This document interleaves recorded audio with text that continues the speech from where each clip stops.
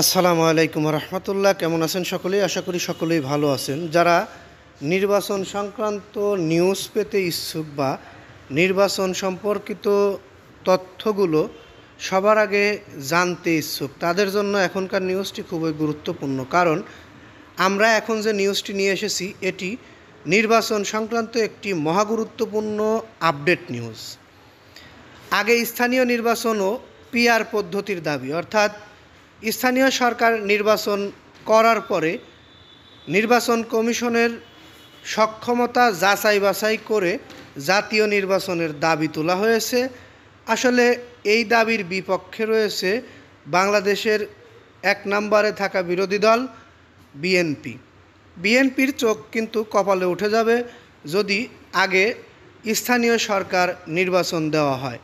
গতকালকেই আমরা বলেছি, বিএনপির পক্ষ থেকে বলা হয়েছে আমরা স্থানীয় সরকার নির্বাচনের জন্য আন্দোলন করিনি, আমরা আগে জাতীয় নির্বাচন চাই। কিন্তু এখানে দেখা গেছে আগে স্থানীয় সরকার নির্বাচন ও পিআর পদ্ধতির দাবি তুলেছেন ইসলামী আন্দোলন, জামাতে ইসলাম, এনসিপি, এবি পার্টি, গণ অধিকার পরিষদের নেতারা সবাই মিলে একই দাবি করেছেন।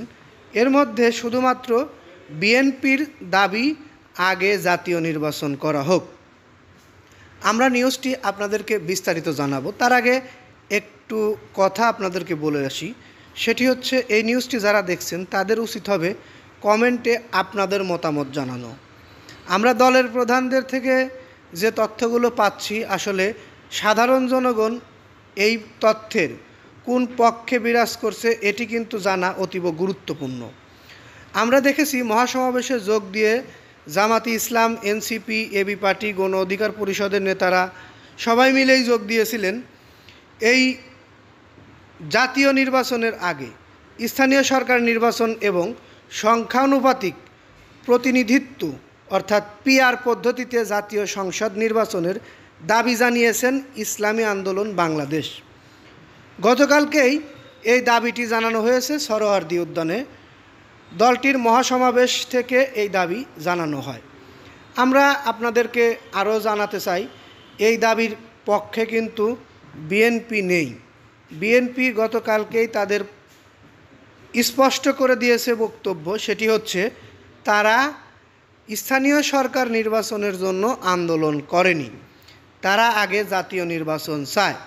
সেই ক্ষেত্রে সরকার এবং তাদের মধ্যে সমন্বয় করেই হয়তো যে কোনো নির্বাচন আগে দিয়ে দেওয়া হবে।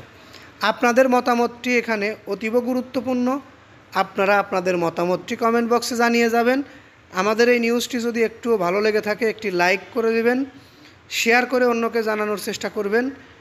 আর পরবর্তীতে আমাদের থেকে এরকম ধরনের নির্বাচন সংক্রান্ত বা বিভিন্ন গুরুত্বপূর্ণ নিউজ সবার আগে পেতে অবশ্যই চ্যানেলটি সাবস্ক্রাইব করে বেল বাটন অন করে রাখবেন। এই আশা ও প্রত্যাশা রেখে এখান থেকে বিদায় নেই।